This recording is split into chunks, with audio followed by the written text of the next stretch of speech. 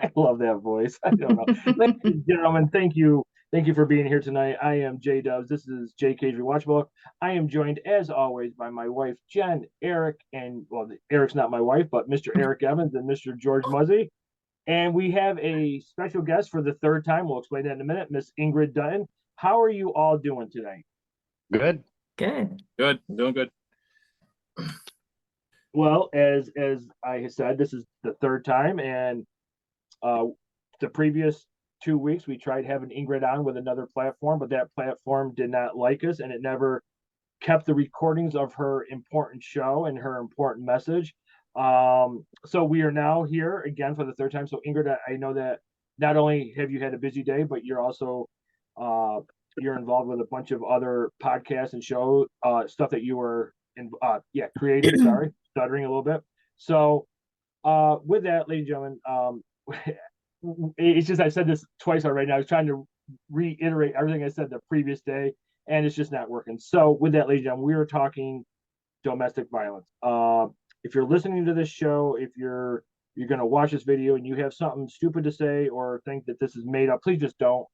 We monitor the comments, and we will, not only get you just kicked off whatever you're making the comment on. This is a serious matter, and Ingrid is a very brave, courageous individual to come on this show. It's a live show. She knows how many platforms it's going to get uploaded to and the potential of millions of people just listening to her story. So if you're going to say a negative comment, just don't do it. This is a very serious matter. And with that, Ingrid, if you would like to share your story again about domestic violence, the show is yours, ma'am. All right. Thank you. So hi, everyone, and thank you for having me on again. And before I get started, I do want to give a little disclaimer that, domestic violence is very uncomfortable and it's kind of a gross topic. And what I'm about to share may be triggering for some. So just listen with some discretion. And I'll be including a few graphic descriptions. Hopefully nothing too terrible, but just, again, something to keep in mind as you start listening. I also want to say that I am not a trained domestic violence advocate or expert, and everything that I'm sharing is just based on my own personal experience and information that I've found through my own research throughout the years. So I guess we can get into my story. Years ago, I met a man who I was initially physically attracted to, but I wasn't really sure what his thoughts were of me. So we started off fairly slow. We would hang out in a group of friends, and it was probably about a month of trying to figure each other out that we both decided to turn our friendship into a romantic relationship. And it was great. We had the same interests. We had the same sense of humor, a lot of similarities. And I completely adored him. He swept me off my feet, and he was always very complimentary to me and supportive of everything. And I had it's very difficult for me to open up with my vulnerabilities. And so when I eventually opened up with him, he was very supportive. And at the time, I had no idea that those actual vulnerabilities would be turned against me. He shared with me that he never felt that he was truly loved by anyone in his life, by previous partners or even some family members. So I made a secret vow to myself that I would be the one to change that for him. And just a few months into our relationship, we moved in together. Um, as time passed, he became, I guess, just mean is just the word that I could think of. Um, he had always had a sarcastic sense of humor, and it was typically in a funny, harmless way. There were some times that he seemed to cross a line, but it was always with other people. And it's embarrassing to say, I felt special because it wasn't me, that he was mean to others. He was always protective of me. Um, and then one day he wasn't. And the back to my vulnerabilities, the biggest one that I shared was that I never felt good enough in any aspect of my life. And I wouldn't say it's because of my family or my upbringing. It was probably just whatever I had internalized. I was always trying to prove myself and prove my worth to myself. And I didn't figure that out until years and years later with therapy. But despite my insecurities, I did feel that I was a confident, strong, independent woman. Um, but over time, he dismantled it and shattered that piece by piece.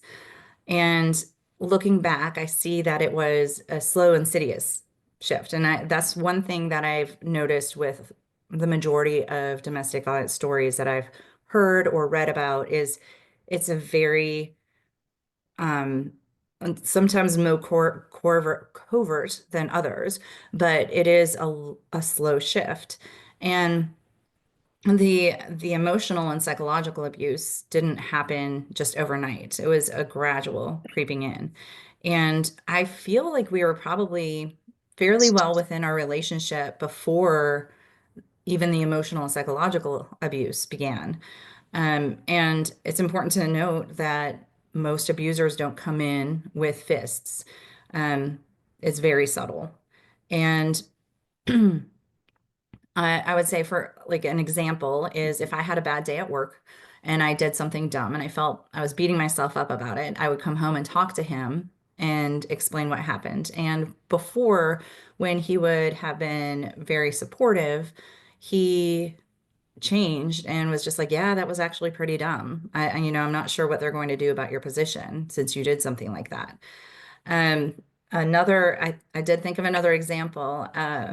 We were at a family event, and one of his family members had ever asked if I had ever modeled.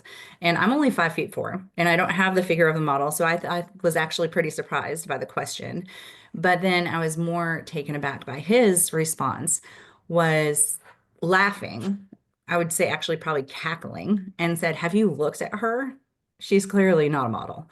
And it was in front of all of his family. So it was humiliating and, heartbreaking all at the same time.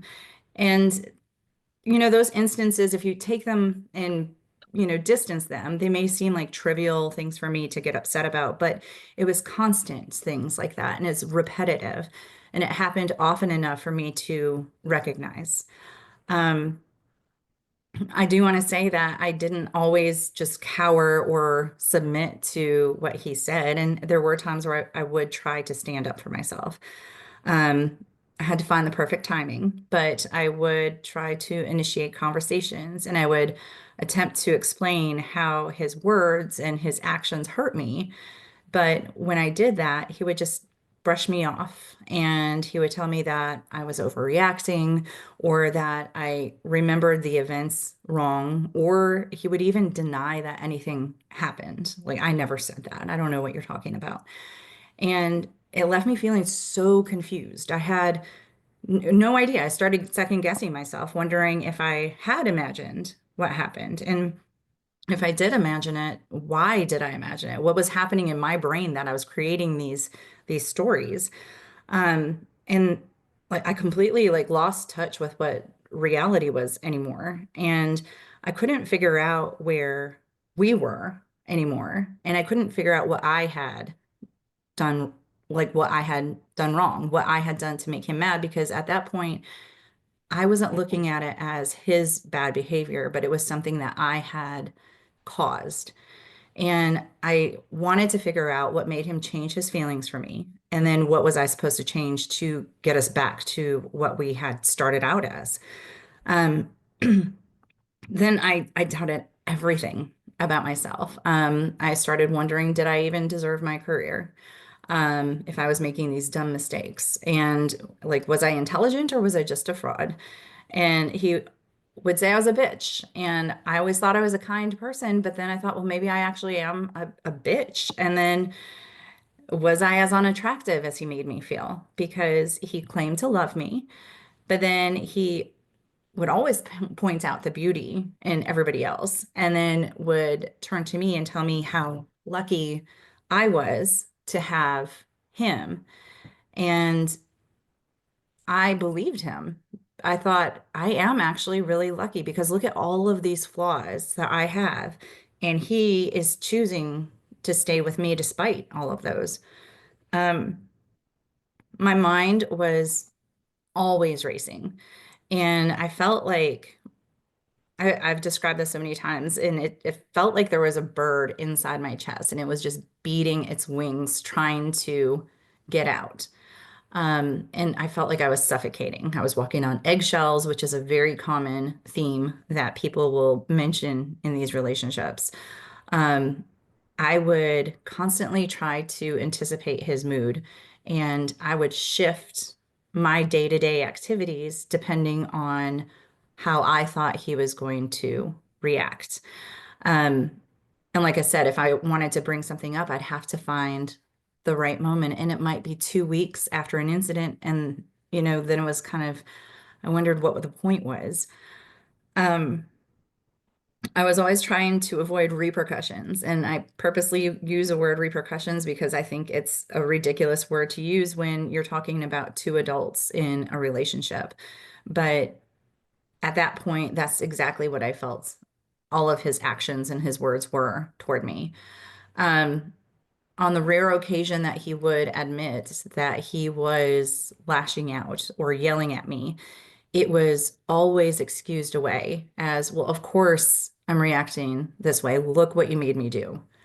Or I'm reacting this way because I love you so much. It's just my love is so big for you. This is what happens. And I mean, hearing all of this, you might wonder why somebody would stay in a relationship like that. And it's it's important to understand that it's not always bad. And the good times are really, really, really good. We would have friends over, we'd have parties, we'd go to friends' houses, we'd go on dates, we would socialize, and he was so charismatic and everybody loved him. And like the good times were great, great times. And when he chose to love me, I felt so loved. I felt so important. And then because there's those highs, it reinforced that the lows were somehow my fault because he could be this guy. So I must have done something to turn him against me. Um, I'm a medical professional and I've never worked directly with domestic violence, but I receive annual training on domestic violence. And it focuses on recognizing the signs of abuse and learning how to intervene appropriately. So you would think I thought for sure that I should have known better. I should have known what's kind of a situation I was in. Um, but looking back, I can see how I didn't because, and I know that there are so many others out there that feel the same way. But eventually something shifts inside. It shifted inside of me, and I did start to recognize that what was happening was not okay. I started confiding a little bit in two colleagues of mine, and one of them suggested I speak with a therapist. And I didn't because I knew that if I spoke with a therapist, that she would give me the tools that I needed to leave the relationship. And I was not ready to leave the relationship yet. And I wasn't ready to face the facts that it was abuse, because if I admitted that it was abuse, then I would have to admit that I was a victim. And I was still focused on convincing myself that he was a good man. Maybe he was just a little broken. Or maybe this is something that I can fix or we can work on and you know fix it together. He didn't give me long to ignore what was happening or to have this little fairy tale belief that I had, because like nearly every other abusive relationship, his behavior escalated. He became sexually violent. And it wasn't just the physicality of the sexual abuse that was damaging, but it was like the verbal degradation that went along with it. And it was just instantly that I no longer recognized myself when I looked in the mirror. I was this fragile, terrified shell of the woman that I used to be. The abuse didn't stop there. He didn't get physically violent in the sense of broken bones or bruises. He would posture himself, put his chest up and his shoulders up, and in an intimidating way, and he would like charge at me and then back off. And that would freak me out. I would cower. He did grab my arm once and threw me down, but that was the only real physical abuse that I thought I could say was physical abuse. He would throw things. He punched a wall, but he never punched me. He would he would provoke me to the point where I would lash out. I would lose like lose control in my mind. I knew that what I was saying was irrational, but I would scream and I would maybe pick something up and throw it at the wall. And when that happened, he would just look at me and smirk and shake his head with this disappointment and call me crazy. And I hated it because I felt so crazy. Um, and like at that point, I was so lost. I was just scrambling. I felt like every day it was just my adrenaline was through the roof, and I couldn't keep like a straight thought in my mind. And I just felt like I was just always buzzing around. Um, there was another time that I was crying on the floor, curled up, of our bedroom, and I looked up to see him with a handgun pointed down at me. And knowing him, I knew there was a bullet in the trigger or in the chamber, and his finger was on the trigger, and he was just staring at me. I initially closed my eyes. I closed my eyes and plugged my ears. But then I thought, this isn't what I want to happen. So I opened my eyes and I looked at him. And when I did, he turned the gun and put it in his own mouth. Um, and for a minute, I just sat quietly, but then I begged him, I pleaded with him, I love you. You can't do this. You can't leave me. I need you. And I gave him exactly what he wanted. He eventually left with a gun and he drove off somewhere, and, eventually returned. Uh, Shortly after that incident, we had made plans to go meet up for pizza after my shift had ended at work. And I was scrambling with one of my colleagues to get all the last minute stuff that had come up, get it done. And probably, I don't know, maybe 5 minutes before my shift was to end, my phone just started ringing and ringing and ringing, and it was him. And I kept trying to ignore the call so that I could get my work done. Once we finished, which was right exactly on time, I told my friend that I was going to call him back, and I apologized in advance. And he heard him screaming at me and hurling like every humiliating name you can think of at me, and then hung up on me. And I looked at her like I was scared of what I heard. I was also scared of what her reaction was going to be after hearing that. And she looked sad and understanding, and just said, I think it's time you leave him. And I didn't say anything. And she could see in my eyes, because she replied, "Oh my God, you're scared." And we both instantly started crying, because I was. At that moment, I realized that I was truly afraid of this man. Um, but then it also made me realize that I'm afraid of him, and this guy could actually take my life. And so at that point, I started realizing I had to make some changes. I understood that I could no longer keep the abuse to myself. So my sister, whom I'm very close with, I called her and she knew little bits and pieces, but nothing in detail, because how do you tell family members what's happening, but not know what's going to happen with the relationship? You can't get together with a family gathering with their impression of this individual. Um, so she was awesome. She gave me the understanding, she gave me the support. She asked me if I had told our parents, which I had not, and because I was too embarrassed. Um, so she offered to call them for me. And so she took care of that for me. I started confiding more in those colleagues, letting them know more of what was happening. And one of them offered her guest house to me in case I needed to leave. So I did pack an emergency bag, but I did not leave. But I at least had this bag packed in case I had to go. Um, I would say probably over the next 6 months, I began to feel more uneasy.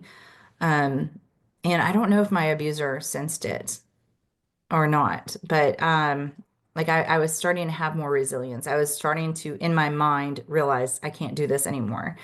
And I don't know if he sensed that, but his behavior changed. So our good time, it was definitely a cycle.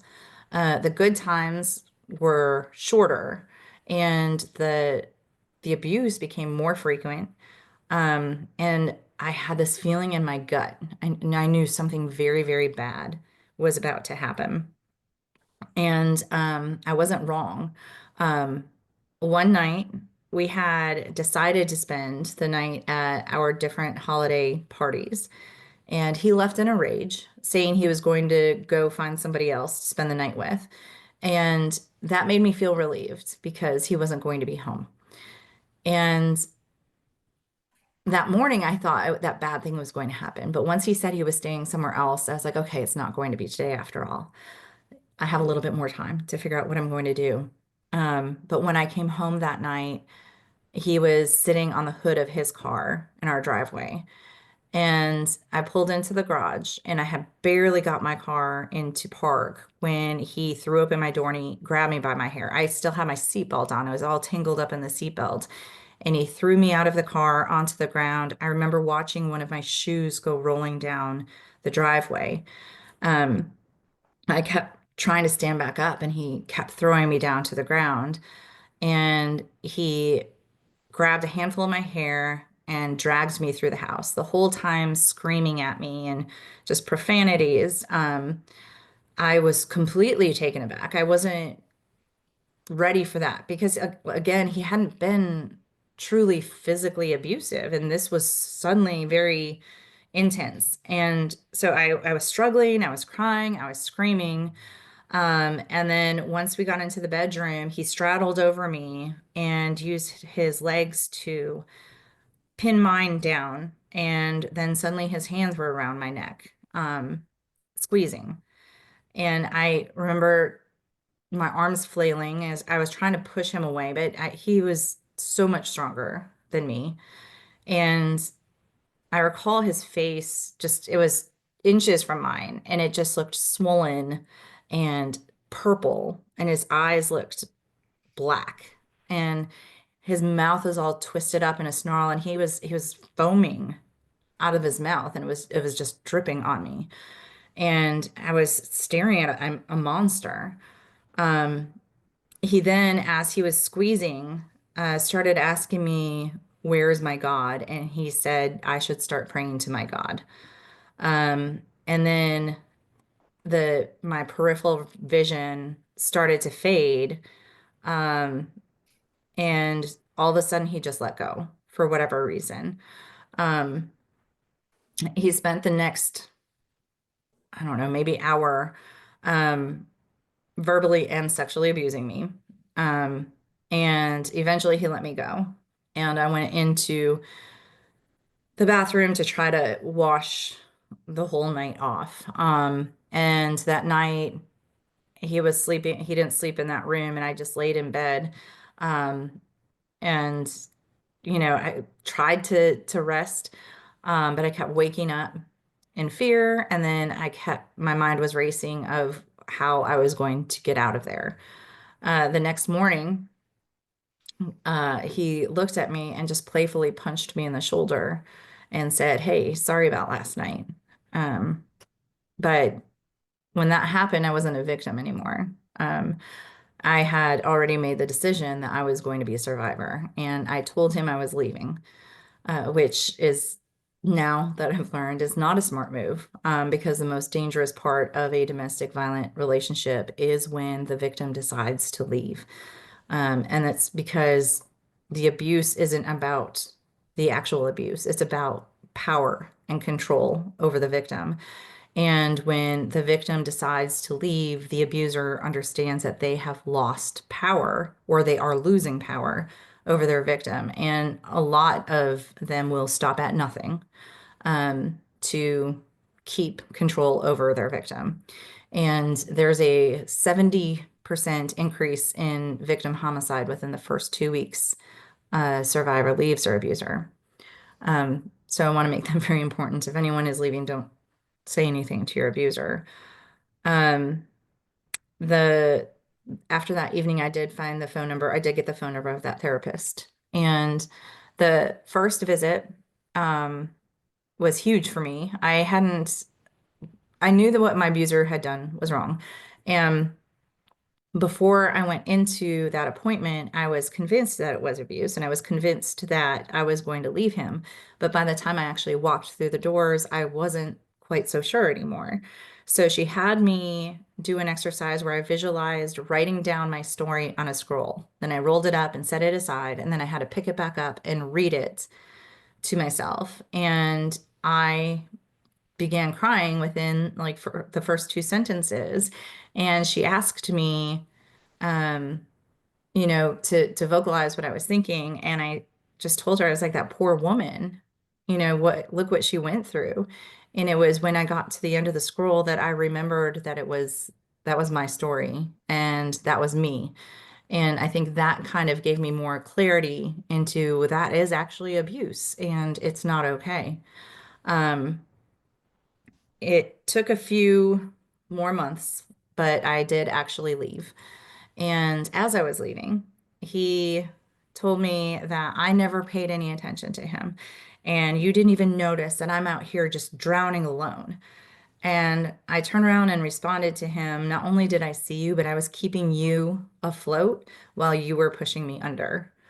Um, and since then, it's taken more years, more therapy.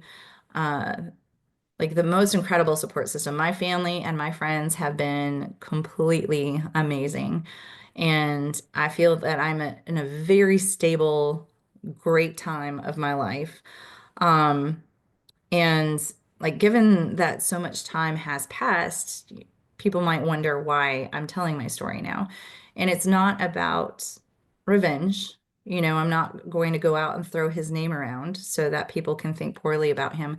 But it's because I'm at a place where I feel an inner peace that I can share my story because I know there are other people out there. And going through this and feeling alone and feeling confused and feeling lost. Um, and I mean, telling the story it's not for everyone. It does feel very raw. I feel totally exposed, but I know it needs to happen. And if I feel I can do it, I want to be out there and do it. Um, and it's worth it. It's worth one, I don't want it to be humiliating. I don't want anyone who's gone through these things to feel like they have to be humiliated or feel embarrassed to tell their stories because there's nothing that any of us have done wrong. Um, but I'm hoping that, if just one person hears this story, even going through the uncomfortableness of doing it, if they feel validated and feel a little empowered, it's totally worth it. Um, I have statistics and stuff, but I don't know if you guys want to do Yeah, I just figured questions. we would just do that for the second half because we're Okay. yeah we'll take a commercial break here in a minute. Ingrid, this is the third time we've all heard, obviously, and each time that you tell it, it's just still more just I don't know. I was listening to you and it just I was like lost. Just I can't believe that I mean I know it happens and I hate to say it like that. It's just hearing it. It's just it's it's scary. It's crazy. Yeah, you don't want to believe that there are people out there like that. It's like a movie. It's not supposed to be real life. Right.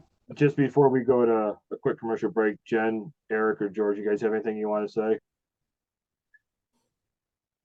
No, just like she just said, as she was saying the story, it's so heartbreaking and so it sounds like it just went so many different directions and neither one of you really knew why it was kind of going that way. But then it got to the level where, you decided to leave, and for whatever reason, why he didn't decide to leave. And instead of doing that, he just kept abusing you mentally, physically. It's sad that a grown adult would do that to somebody, especially a woman. That's just not being a man, period. Why didn't he go seek help?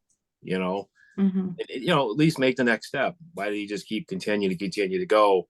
And unfortunately, you both went opposite ways. You left in a very smart idea to leave, to get out of there before it got, God knows what the next step would have been. And I give you a lot of courage, a lot of, for doing what you did. I mean, you did the right thing. I mean, if you're not, it's sad to say, you may not be here talking with us.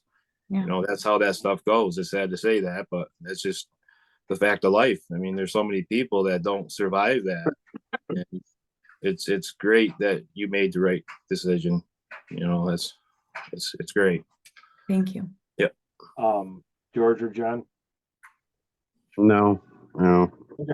Okay, we're going to take a quick commercial break, ladies and gentlemen. Nobody go anywhere. We will be back.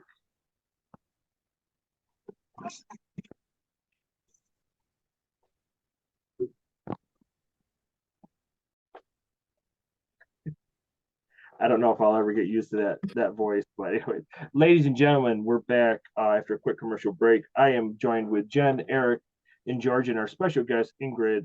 We are talking domestic violence.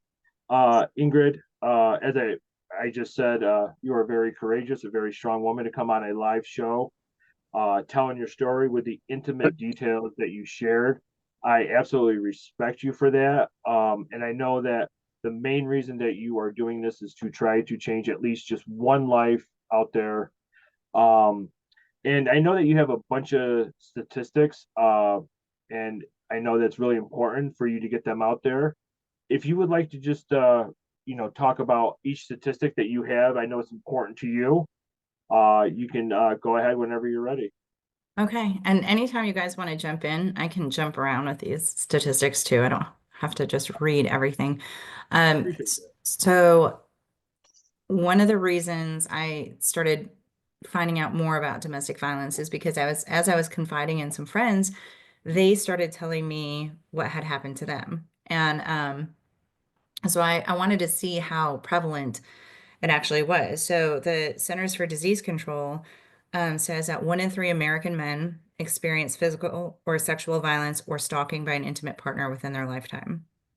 And the World Health Organization says 1 in 3 women worldwide experience physical or sexual violence by an intimate partner or sexual violence by a non-partner in their lifetime.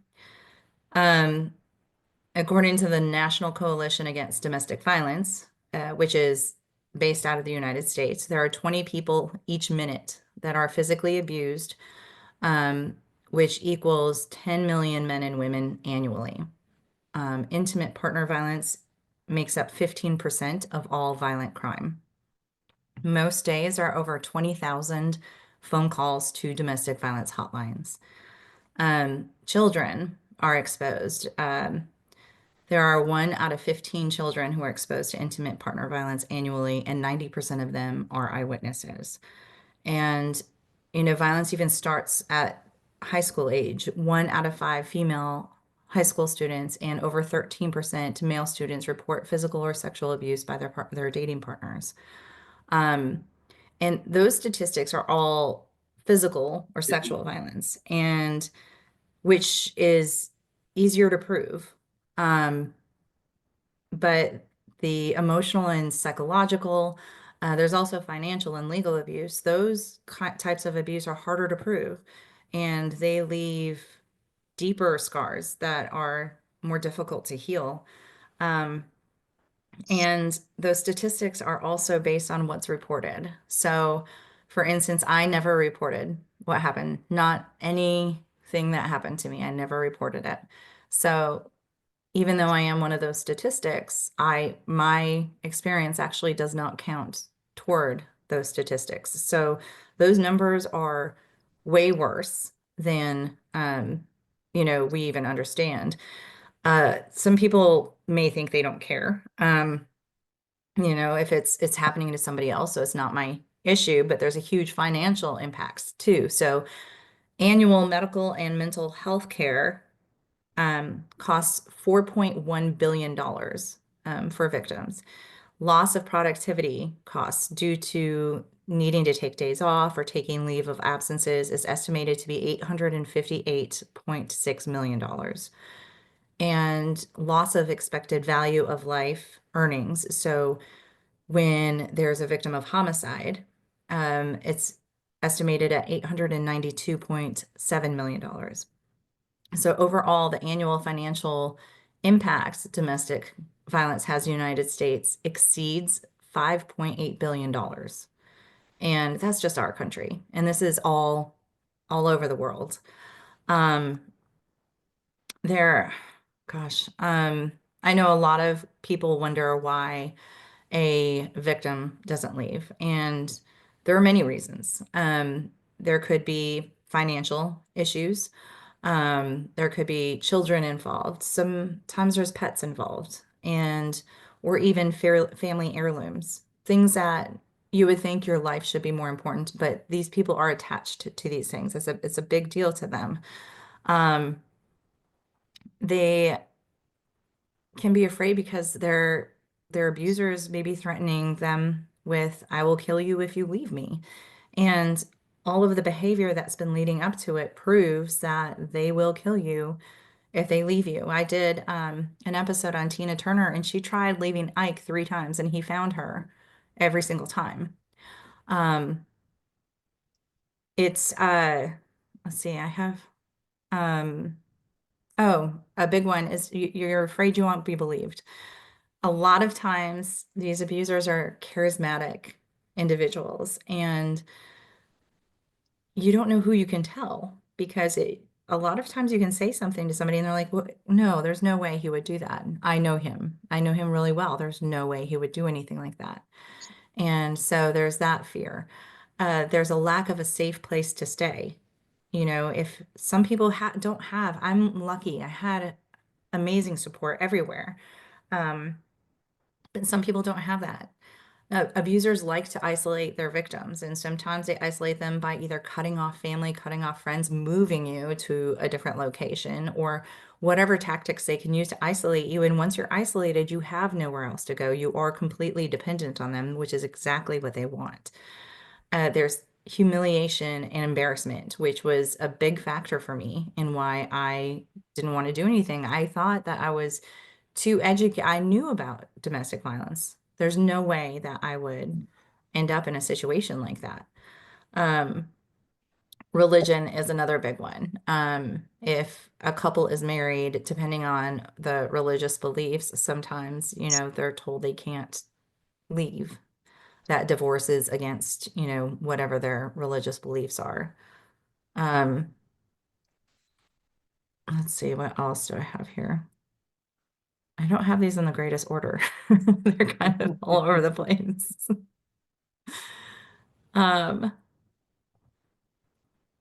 Okay, so in regards to fear of uh, retaliation, of trying to leave, there are danger assessments that professionals can do to determine a risk of homicide if someone does leave. And some of the risks or some of the things that are proven to increase the risk of lethality are forced sex, drug or alcohol use, control tactics, and non-fatal strangulation, which I had every single one of those was a factor for me. Strangulation is a huge indicator. It happens in 68% of women who report intimate partner violence. 70% of those women believed they were going to die. A person who has been strangled during a domestic violence attack is 750% more likely to be killed by their offender within the next year.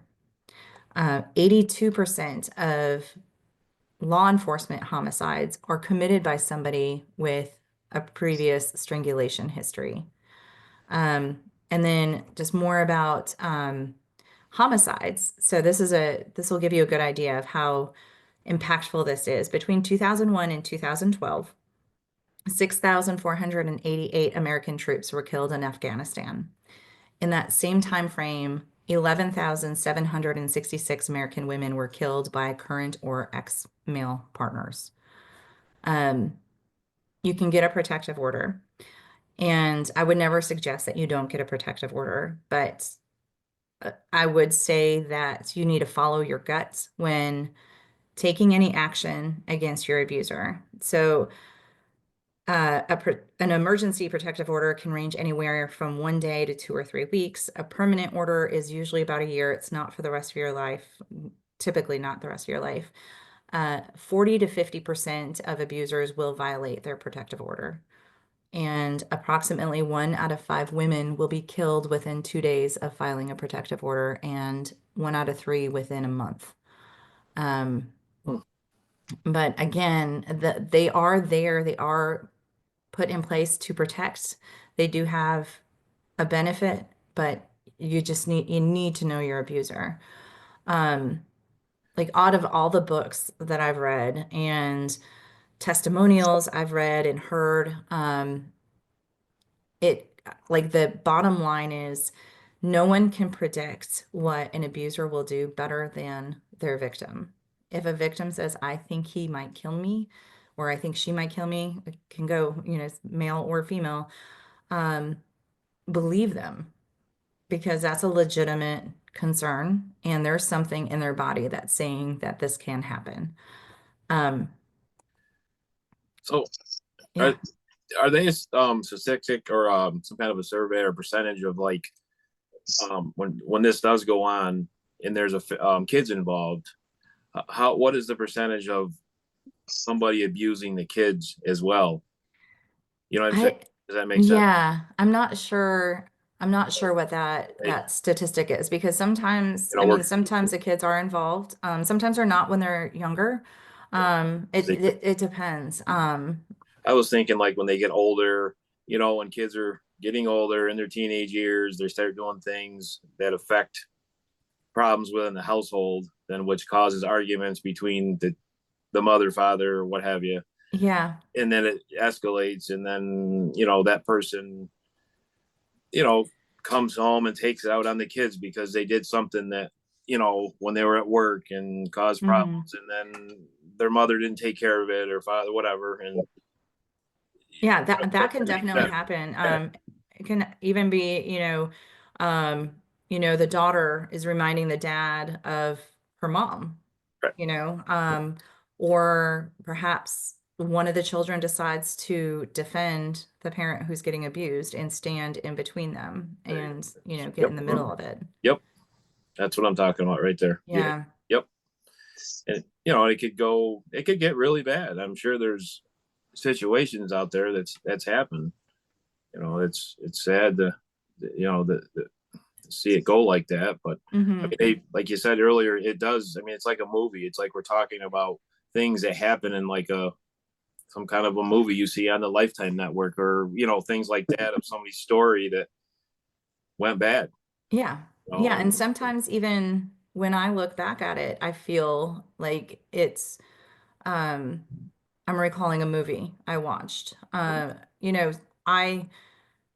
remembered more information as I was looking through my story, because I'm always reading different things, and I'm like, oh yeah, I forgot about that. That happened too. And yeah, it doesn't seem real.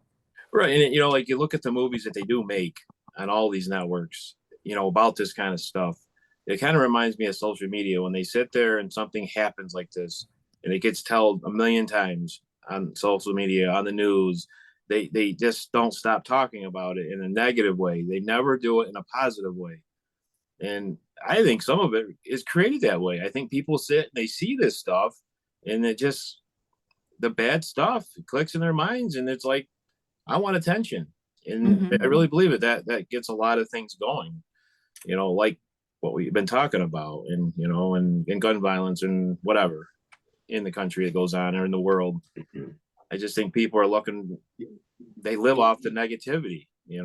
Why don't we see enough positive things to help people get through this stuff, and not have this stuff happen to their families or themselves or whatever.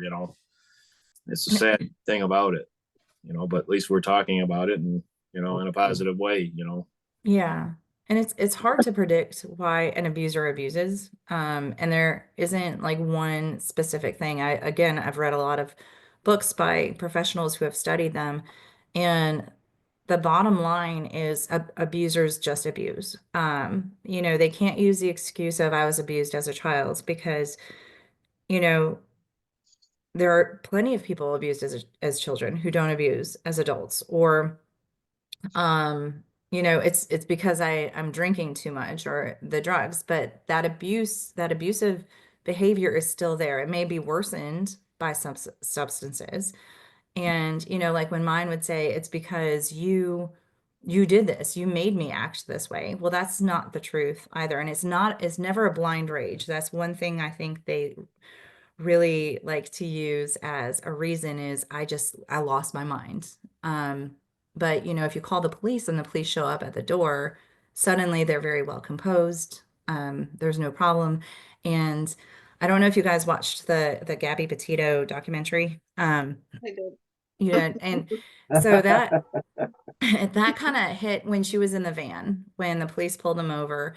She's crying and she's hysterical. And initially, they went because they thought they had been told that he was hitting her, but by the time they got there, he's calm and he's charming, Joking uh, around. joking around with them, and I mean, even the police officer's like, yeah, I know my wife can get like that too. And it all of a sudden it shifted to where she's the one who was the offender. He got put in a hotel, and she was told, you should probably go take a shower. Maybe you'll feel better. Oh, But wow. yeah, I mean, she was just at this, and I know that feeling. I can recall a specific event where I was just crying and hysterical, and I knew I was hysterical, and I knew I looked crazy, but I couldn't contain it anymore. And it's a horrible feeling, but that's so common. And when these individuals have to go to court, it's kind of the same thing. You have this victim who's been abused by this person has to sit in court and try to stand up to this person, and their brain is all scrambled and they're freaking out, and the abuser's just cool and calm and collected, and it looks like, okay, that one's the crazy one, and but yeah, abusers abuse because they abuse. It's just the bottom line. That's who they are. I was when you and Eric were talking about, like a movie, like obviously this is the third time we have heard the intimate details. Thank you again for having the courage for doing it. When you guys were talking about the movie, I'm like, yeah, the way you described, and I apologize for bringing it up, and if I say how it really happened, I apologize. He grabbed you by your hair out of your car, your shoe was rolling down, and then he was choking you. I mean, that is like something like you just like see in a movie, and I know there's times that Jen and I will watch something, and neither one of us will be able to watch the scene, but like when you were telling it, I was just like in awe, I guess, or shocked, like this stuff. I mean, I know it happens, but to hear it raw, I guess I want to use that word. That was what was getting me. The way that you were just describing. Again, I apologize, but you said he was choking you and saliva was just going all over you. Like he was just like another person. And then like hours later, he was like, "Hey, yeah, sorry about that." Yeah. Your story in your words and the way you word it is very powerful. And I without a shadow of a doubt, I know somebody, male or female, is going to hear your story, and you're going to help change their lives. I hope so.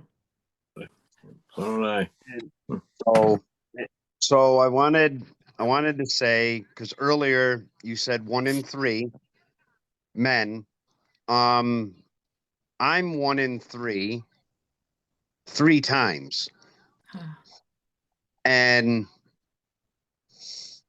the only part about it, when you said your story was, almost like you were telling the plot of a movie, I don't think anybody could come up with 3 different abusers for one person in a movie. I don't, but, and I realized over time, and yes, me and my mother are not close at all. That she is the common denominator in it. It's the guys that she brought in to my life that did this. So yeah, that's the only thing. I definitely don't see mine as a movie, only because it happened 3 times. 3 different types of abuse by 3 different people. Yeah. And I mean, if they made a movie, everybody would be sitting there and saying this isn't realistic. Right. But it happened. Yeah. Yeah. Literally, like, my first father was physical abuse. I call him my foster father, because that's how I got my last name, because I wasn't born with this last name.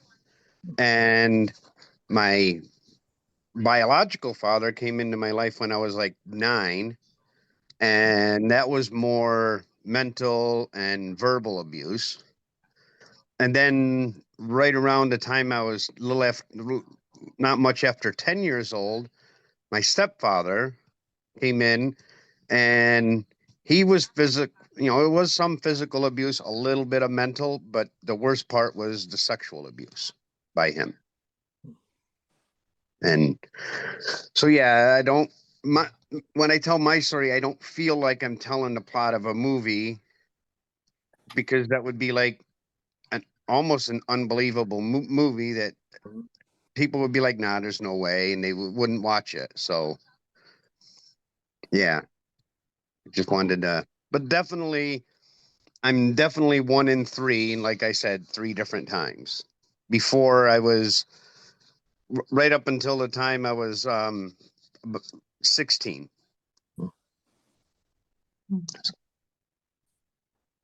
Thank you for sharing that. Yeah, George, thank you. I mean, I know it's really hard for you to, especially, not knowing Ingrid, but I was going to say, Ingrid, the part of our podcast is to help change lives. We never judge, we don't do all that.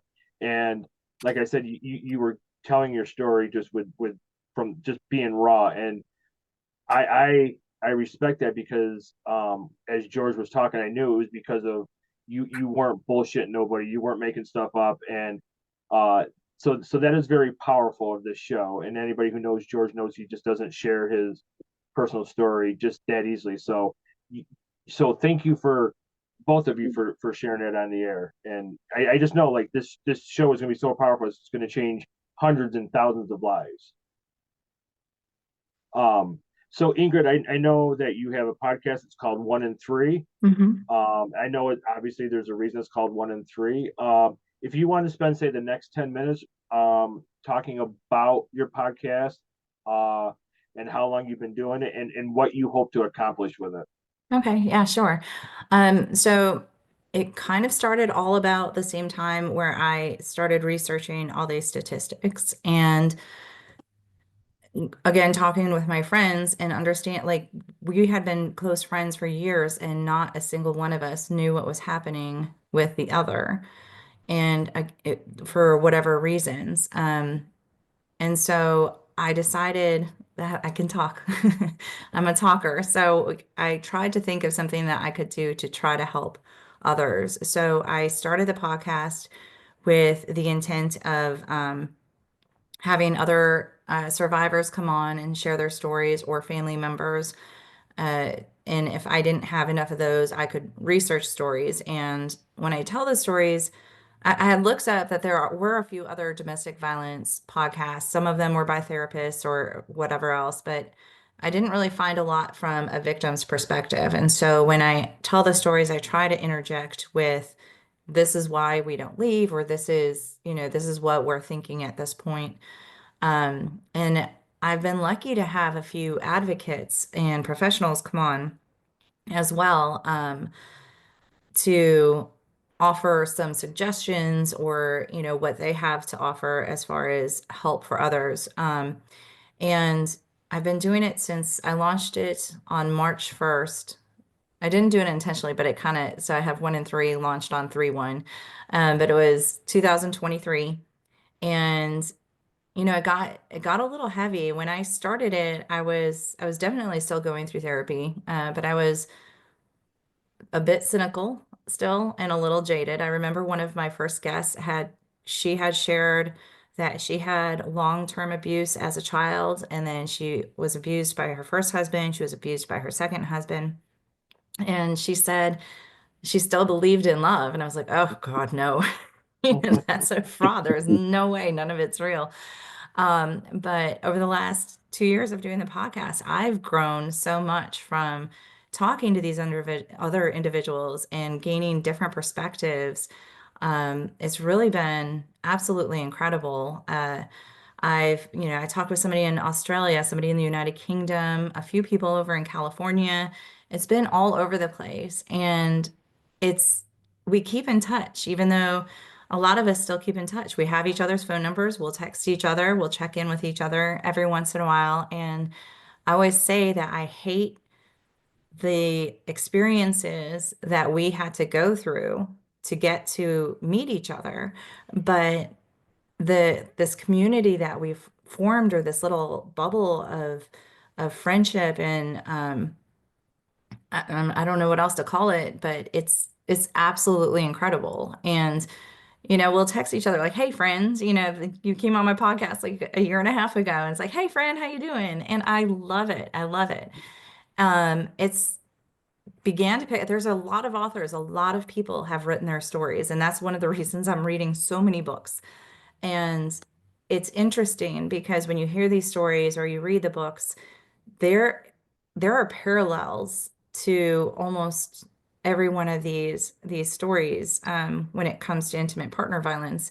It's, oh yeah, that's kind of what happened with mine too. And it's been really therapeutic for me. I've been able to process through a lot. And um, I've recently been getting a lot of messages from, some strangers, but a lot of my friends, which was surprising, and it's heartbreaking to hear.